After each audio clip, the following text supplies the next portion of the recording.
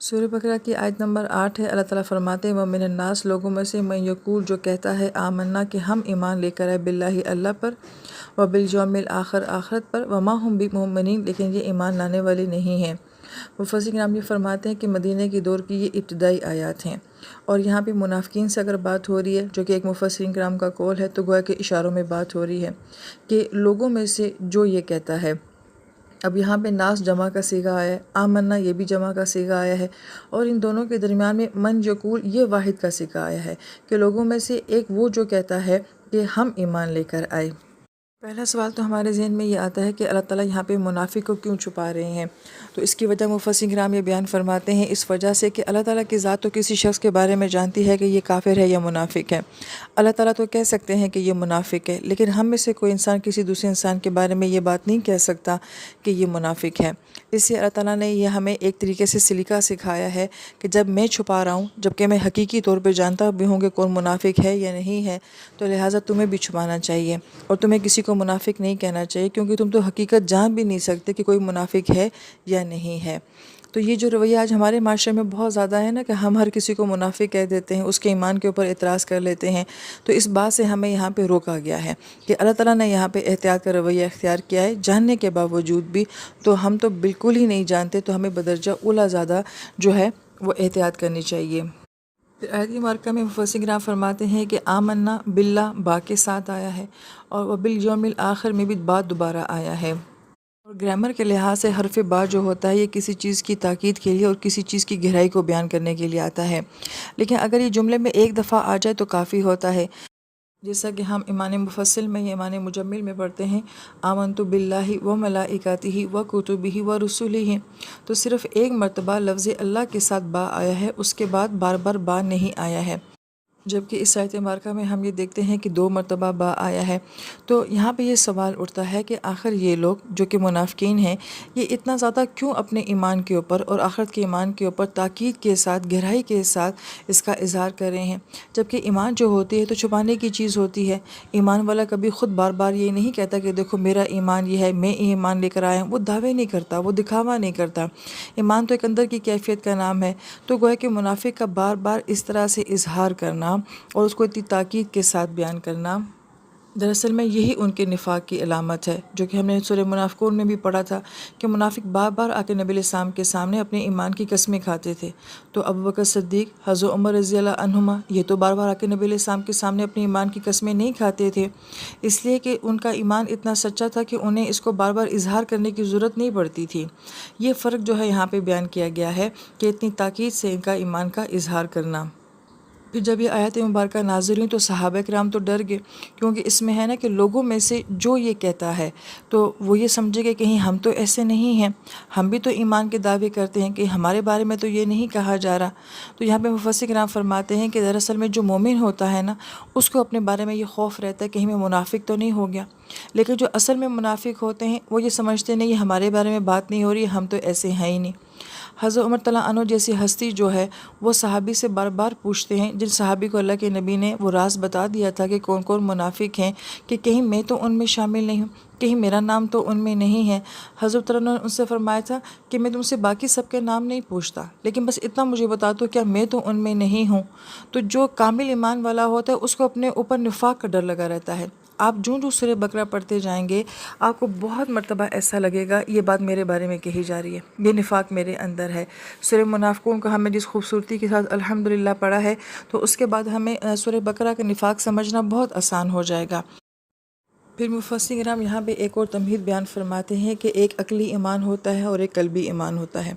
عقلی ایمان یہ ہے کہ میری عقل کہتی ہے کہ اللہ تعالیٰ کی ذات برحق ہے، قیامت برحق ہے، جنت دوزخ برحق ہے، قبر برحق ہے، فرشتے ہیں، نبی علیہ السلام کی ذات برحق ہے، قرآن برحق کتاب ہے، لہٰذا یہ میرا عقلی ایمان ہے۔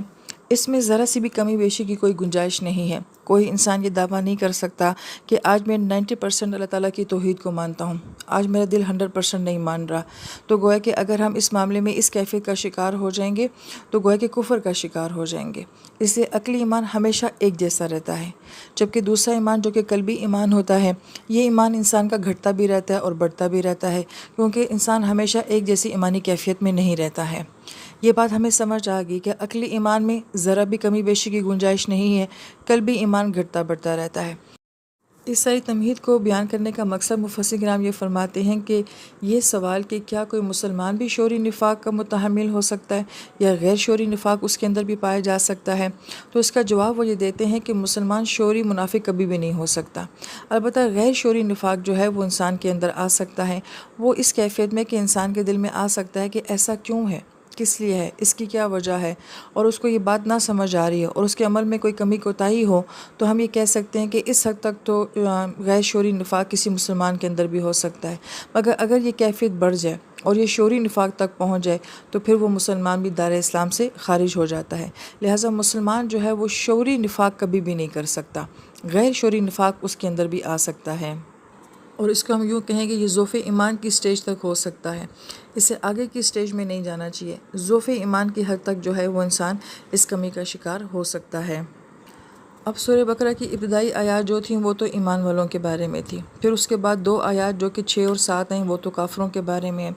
اب مفسر کرام فرماتے ہیں کہ یہ آیات جو ہیں یہ منافقین کے بارے میں ہیں کہ قلبی نفاق جو ہے وہ کہیں نہ کہیں مسلمان کے اندر بھی آ سکتا ہے۔ مثلا کسی بات کے بارے میں ہمیں کوئی سوال آ جاتا ہے، یہ کیوں ہے، ایسا کیوں ہے، یہ اس طرح سے کیوں ہے، اور پھر ہم اس کو اگر ماننے سے انکار کر دیں تو اگر تو یہ محض چھوٹے لیول کا ہے، ہلکی سی کیفیت کا ہے، تو پھر تو یہ قابل قبول ہے، لیکن اگر یہ کیفیت بڑھ جائے اور یہ عقلی نفاق کے اوپر آ جائے، یا پھر یہ ہے کہ یہ جھوٹ اور قسموں اور ضد کے اوپر آ جائے، تو پھر یہ انسان بھی جو ہے گویا کہ اسلام کے دائرے سے نکل جانے والا ہوتا ہے۔ پھر اس کے بعد ایک اور اہم بات جو ہمیں قرآن کے مطالعے میں جاننا بہت ضروری ہے، جب نبی علیہ السلام کا دور ہے تو نبی علیہ السلام کے دور کے جو ایمان والے ہیں یہ سابقون الاولون ہیں، یہ سب سے بہترین ایمان والے ہیں۔ اسی طریقے سے نبی علیہ السلام کے دور کے جو کافر ہیں یہ بدترین کافر ہیں، اسی طریقے سے نبی علیہ السلام کے دور کے جو منافق ہیں یہ بھی بدترین منافق ہیں۔ جب آپ علیہ السلام مکہ میں ہوتے ہیں تو جو ایمان لے کر آگے وہ بہترین مسلمان بن گئے، جنہوں نے کفر کیا ابو جہل ابو لہب جیسے لوگ یہ بدترین کافر بن گئے۔ جب آپ علیہ السلام مدینہ شریف تشریف لے کر آتے ہیں تو کفر تو سامنے کھلا ہوا ہوتا ہے مگر نفاق چھپا ہوا ہوتا ہے، لہذا یہ معاملہ بہت مشکل تھا، لیکن آپ کے دور کا یہ منافق بدترین منافق تھا، اس لیے ان کی سزا کو بھی بدترین کہا گیا کہ یہ جہنم کے سب سے نچلے درجے میں ہوں گے۔ آپ علیہ السلام مدینہ شریف تشریف لے کر آتے ہیں تو عبداللہ ابن سلول جو ہے وہ بدترین منافق تھا۔ آپ کے آنے سے پہلے مدینہ شریف کے لوگ جو ہیں اس کو اپنا سردار بنانے کے بالکل قائل ہو چکے تھے، اور اس کی جو افتتاحی تقریب ہے وہ بھی تیار تھی جس میں یہ ڈکلیئر کرنا تھا کہ اب یہ ہمارا سردار ہوگا۔ عین اس وقت میں نبی علیہ السلام کی وہاں پہ تشریف آوری ہو جاتی ہے اور سب لوگ متفقہ طور پہ نبی علیہ السلام کو اپنا سردار بنا لیتے ہیں۔ اب یہ بات اس کے لیے بہت مشکل تھی کہ نبی علیہ السلام کو اس طریقے سے قبول کرنا، لیکن اس نے رزسٹ نہیں کیا، مخالفت کرنے میں اس کو اپنا نقصان سمجھ آیا، لہٰذا وہ نبی علیہ السلام کا حمایتی بن گیا، اور اس کی وجہ بھی جو تھی پیچھے کہ سیاسی اہمیت حاصل کرنا، کہ وہ سیاست سے بالکل جو ہے وہ غائب نہیں ہونا چاہتا تھا، ایک بڑی شخصیت کے ساتھ ساتھ رہنا تاکہ اس کا سیاسی حوالہ جو ہے وہ لوگوں کے اندر زندہ رہے۔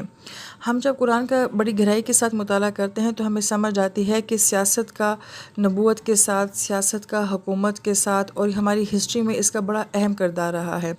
اور یہاں مدینہ شریف میں بھی ایسا ہی ہے کہ یہاں پہ بھی سیاسی لحاظ سے یہ شخص اپنی پارٹی کا جو ہے وہ سردار بنایا جا رہا ہے، مگر عین وقت میں اس کی سرداری جو ہے وہ نبی علیہ السلام کے پاس چلی جاتی ہے۔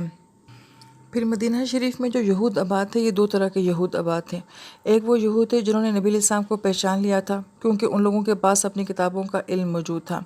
ان لوگوں کو شدید خوف یہ محسوس ہو رہا تھا کہ اس سے پہلے تو ہم ہی مذہبی رہنما تھے، ہم بھی درس دیتے تھے، خطبے دیتے تھے، فتوے دیتے تھے، لوگ ہماری بات مانتے تھے، اب جب نبی علیہ السلام آ گئے ہیں تو اب ان کا خطبہ ہوگا، ان کا درس ہوگا، ان کا فتویٰ ہوگا، تو ان کو گویا کہ اپنا کیریئر جو ہے وہ ختم ہوتا ہوا نظر آ رہا تھا۔ جیسا کہ ہم نے کہا کہ مذہب اور سیاست ان کا ہمیشہ آپس میں بڑا گہرا تعلق رہا ہے، بالخصوص بنی اسرائیل کی تاریخ میں بھی، لہٰذا ان کو اپنا سیاسی کیریئر بھی جو ہے وہ تباہ نظر آ رہا تھا کہ اگر ہم نے نبی علیہ السلام کو مان لیا مذہبی رہنما کے اوپر تو پھر ہمارے ماننے والے بھی ان کو ماننا شروع کر دیں گے، تو پھر ہمارا کیا مستقبل رہے گا۔ اور دوسرا طبقہ یہود کا وہ تھا جو کہ اپنے علماء کرام کو سنا کرتے تھے، لہذا یہ سننے والوں میں سے تھے۔ جب انہوں نے نبی علیہ السلام کو دیکھا تو انہیں سمجھ آ گیا کہ یہ تو وہی نبی ہیں جن کی علامات ہمارے اپنے علماء ہمیں سنایا کرتے تھے، لہٰذا ان کا دل چاہتا تھا کہ ہم اسلام قبول کر لیں، مگر ان کے جو بڑے ہوتے تھے وہ انہیں یہ کہتے تھے کہ اگر تم نے ان کا اسلام قبول کر لیا اور وہ باتیں جو ہم نے تمہیں بتائی ہیں ان کو جا کے بتا دیں تو پھر تمہیں ان کا دین جب ماننا پڑے گا تو پھر جہاد بھی کرنا پڑے گا، مال بھی دینا پڑے گا، قربانیاں بھی دینی پڑیں گی، ہجرتیں بھی کرنی پڑیں گی، اور یہ تم سب کر نہیں سکو گے تو تم بہت بڑے مجرم بن جاؤ گے، لہٰذا تم خاموش رہو۔ یہ طبقہ بہت زیادہ تھا، علماء کرام کا طبقہ تو بنسبت ان کے کم تھا، یہ طبقہ بہت زیادہ تھا، لہٰذا یہ لوگ کلیئرلی بات نہیں کرتے تھے۔ نبی علیہ السلام سے پھر یہ کہتے تھے کہ آپ میں ہم میں فرق کی کیا ہے، آپ بھی تو اللہ کو مانتے ہیں، ہم بھی اللہ کو مانتے ہیں، آپ آخرت کو مانتے ہو، ہم بھی تو آخرت کو مانتے ہیں، تو کیا ضرورت ہے اس ساری تمہید کی۔ اب یہاں پہ نفاق کی کیا علامت ہے کہ من یقول جو کہتا ہے آمنا ہم ایمان لے۔ اب یہاں پہ صیغے کے اوپر اگر غور کیا جائے وہ اکیلا کہتا ہے، لیکن جب کہتا ہے تو ایک دم اجتماعی بات کرتا ہے کہ ہم ایمان لے کر آئے۔ یہ نفاق کی وہ علامت ہے کہ وہ اکیلے اپنے ایمان کا اقرار ہی نہیں کر رہا، وہ کہہ رہا ہے کہ ہم سب ایمان لے کر آئے ہیں۔ جیسے کہ کلاس میں کسی ایک کو اعتراض ہوتا ہے تو وہ اپنا نام آگے نہیں آنے دینا چاہتا تو وہ کیا کہتا ہے کہ پوری کلاس یہ کہہ رہی ہے۔ ایک انسان کی اپنی ذاتی بات ہوتی ہے، وہ اپنا نام چھپانے کے لیے کہتا ہے سارے یہ بات کہہ رہے ہیں، تو گویا کہ وہ یہ کہتا ہے کہ ہم سارے ایمان لے کر آ رہے ہیں، حالانکہ ایمان تو انسان یہ کہتا ہے کہ میرا اپنا یہ ایمان ہے، یہ تو نہیں کہتا کہ ہم سب کا یہ ایمان ہے۔ الفاظ سے ان کا نفاق جو ہے وہ ظاہر ہو رہا ہے، نہ تو بالکل ظاہراً کہتے ہیں کہ ہم نہیں مانتے اور نہ ہی کھل کے یہ بات کہتے ہیں کہ ہم مانتے ہیں۔ پھر آمنا میں مفسرین کرام فرماتے ہیں کہ یہ ماضی کا صیغہ ہے، تو گویا کہ وہ یہ کہنا چاہ رہے ہیں کہ ہم نے جو ایمان لانا تھا ہم ایمان لا چکے ہیں، اب کوئی دوسرا ایمان ہم نہیں لا رہے۔ یہ جسے ہم کہتے ہیں نا کوٹ ورڈز میں بات کرنا، اشارے کنایوں میں بات کرنا، تو یہاں پہ گویا کہ اگر الفاظ کے اوپر غور کیا جائے کہ لوگوں میں سے جو کہتا ہے آمنا کہ ہم ایمان لا چکے، ماضی کا صیغہ، کون سا ایمان لا چکے؟ جو ہم پہلے ہمارا ایمان تھا۔